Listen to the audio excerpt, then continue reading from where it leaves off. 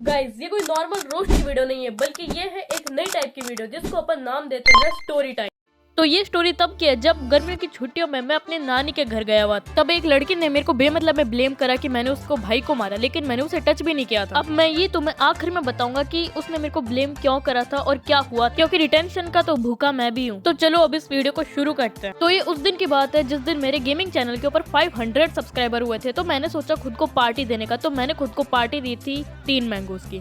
Literally मैंने उस एक दिन के 1 घंटे के अंदर 3 मैंगोज लगातार खाए। तो यहाँ तक लगभग एकदम सब कुछ ठीक चल रहा था, लेकिन फिर पता नहीं मेरे कौन से ब्रेन सेल ने सोचा ना नीचे जाके थोड़ी मस्ती करी जाए पार। तुम खुद ही सोचो, इतना अच्छा मूड हो रखा है, मतलब तुम्हारे अभी अभी कोई माइलस्टोन अचीव किया है तुमने, फिर तुम्हारे मन में आता है कि क्यों ना नीचे जाके थोड़ा टहलाऊं यार। और ये मेरा उस दिन का सबसे बेकार और सबसे अच्छा डिसीजन था, क्योंकि इससे मेरे को कंटेंट मिल गया स्टोरी टाइम। और मैं हूँ एकदम नोबिता लेवल का फट्टू बच्चा, मतलब मेरे को कांच से काफी ज्यादा डर लगता है, क्योंकि मेरे को लगता है अभी इसमें से कोई भूत नहीं आ जाएगा। और हमारा फ्लैट था भी 11th फ्लोर पे, मतलब तुम खुद समझ जाओ कि हमें एलिवेटर से जाना पड़ता था नीचे, क्योंकि चल के कौन ही जाता है। और हमारी बिल्डिंग के लिफ्ट में लगे हुए थे कांच। और मैंने तुम्हें बताया कि मैं कांच से काफी ज्यादा डरता हूँ, तो मैं 11th फ्लोर से नीचे तक पूरा ऐसे चल के आया। और 11 फ्लोर नीचे उतरना कोई बच्चों का खेल तो नहीं है, और मैं तो हुई बच्चा। तो फिर नीचे आते आते मेरी हालत एकदम खस्ता हो गई थी, मतलब मैं एकदम से हाफ रहा और मेरी बॉडी अधमरी हो चुकी थी। तो फिर जैसे तैसे न करके मैं पहुंचा झूले तक, और स्विंग मैंने देखा कि उस वक्त खाली था, तो मैंने सोचा क्यों ना बैठ जाता। 5 मिनट तक लगातार वहाँ पे गधों के जैसे हाफने के बाद मेरी थकान दूर हुई थी। और उस वक्त मेरा रोज का शेड्यूल था कि मैं मंदिर तो जाता ही हूँ, और उस सोसाइटी के अंदर गार्डन और मंदिर दोनों अटैच्ड है। मैंने मुश्किल से मंदिर में लगाए होंगे कुछ 5 मिनट, और जब मैं बाहर आया तो मैंने देखा कि वहाँ पे 12 बच्चों का झुंड मिलके खेल रहे हैं, और वहाँ पे 2 भाई बहन झूलों पे बैठे थे, मतलब स्विंग पे बैठे थे। 2 स्विंग थे हमारी सोसाइटी में। तो अपन पहले इनको नाम दे लेते हैं। बहन का नाम रखते अपन नीर, और भाई का नाम रखते अपन कद्दू, क्योंकि इनके रियल नाम मुझे अभी याद नहीं। और मैं था उस वक्त एक इंट्रोवर्ट बच्चा, मतलब मैं उन्हें धमका नहीं सकता था कि तुम यहाँ से चल जाओ, ए बंटा है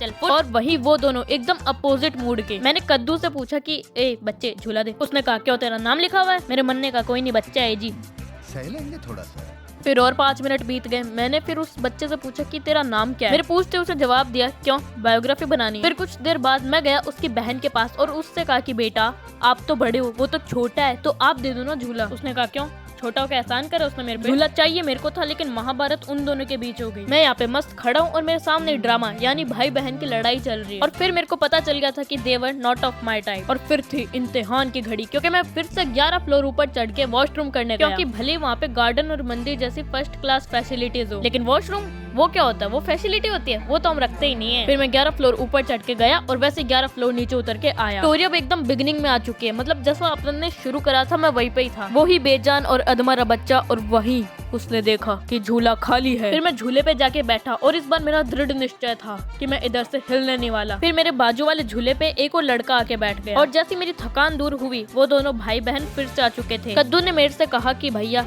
झूला देना, तो मैंने उसी वक्त ही कहा क्यों, तेरा नाम लिखा है? फिर उसकी बहन ने कहा मेरे को पता था आप जैसे लोग ऐसे होते हो, छोटे बच्चों की कोई भी बात नहीं मानते। मैंने कहा क्यों मानूं मैं उसकी बात, क्या करा उसने मेरे लिए? और फिर वो दोनों भाई बहन जाके झूलने लग गए सी-सॉ पर। वो दोनों मेरे से अलग है और मेरा मूड भी एकदम परफेक्ट, माइंड अब एकदम फर्स्ट क्लास है। तो मैंने सोचा क्यों ना 100 की स्पीड पे झूला जाए इस झूले पे। मेरे माइंड ने सोचा और मेरे सेल्स ने उसको एक्टिव करा, और अब मैं एक छोटे से स्विंग पे ट्रेवल कर रहा हूँ 100 की स्पीड पे। फिर अपना कद्दू जस्ट मेरे झूले के पीछे है, और वो अगले ही सेकंड में वो अगला पूरा सेकंड मेरे लिए फ्रीज हो चुका था, मतलब हर एक चीज 0.1x पे चल रही है। मैं झूले से कूद रहा हूँ, एक बच्चा पीछे से रो रहा है। फिर वो 0.1x की स्पीड पता नहीं अचानक से 2x पे कैसे पहुंच गई। फिर नेक्स्ट सेकंड कद्दू अब मेरे हाथ में, और पता नहीं पर क्यों वो अपने होठ को पकड़ के रोए जा रहा है। और मेरे को एक और चीज पता चल गई है कि डैमेज अभी हुआ नहीं है, होने वाला है। इस बार कद्दू को नहीं बल्कि मेरे को। मैं कद्दू को पकड़ कर पहुंचा नीर के पास, और मैंने गलती से हड़बड़ाहट में नीर से कह दिया कि ये हरित के झूले से टकरा गया। और फिर मेरे को रियलाइज हुआ मेरे से कितनी बड़ी गलती हो गई है। कद्दू को मारा ये गलती नहीं, बल्कि मैंने खुद का नाम ले दिया कि मैंने मार दिया। फिर से नीर का भाषण शुरू हो जाता है। मेरे को पता था आप जैसे आवारा लोग से ध्यान तो रखा नहीं जाता, मेरे भाई को लगा दी ना इतनी ज्यादा। मैंने कहा मैंने कब मारा यार इसे, ये अपने आप आया था मेरे झूले के पीछे, अब मैं क्या पीछे देख के चला? उसने कहा और नहीं तो ध्यान नहीं रखा जाता क्या, लग गई देखो अभी इसको इतनी ज्यादा। इस वक्त अपने इंट्रोवर्ट हरित को इंट्रोवर्टनेस छोड़ के एक्सट्रोवर्टनेस पे शिफ्ट होना पड़ा, क्योंकि मेरे को एक चीज पता चल चल गई थी कि अब मैटर बड़ा हो गया। फिर नीर से लगातार 15 मिनट लड़ाई करने के बाद वो बोली, भैया अब मैं अपने मम्मी पापा को बुला लूं कि वरना आप सॉरी बोल दो। मेरा ईगो हर्ट नहीं, अब पूरा किल हो चुका है। और मैंने भी बोल दिया, हाँ बुला ला जिसको बुलाना है, डरता नहीं हूँ मैं किसी से सिवाय कांच के, उससे डर लगता है मेरे को। फिर बाद में वो लड़की रोने लगी और उस लड़के को देख के बचे हुए 10 फ्रेंड भी रोने लगे। तुम इमेजिन करो कितनी गंदी फीलिंग आ रही होगी जब आपके सामने 12 के 12 बच्चों का झुंड एक साथ रोए जा रहा है क्योंकि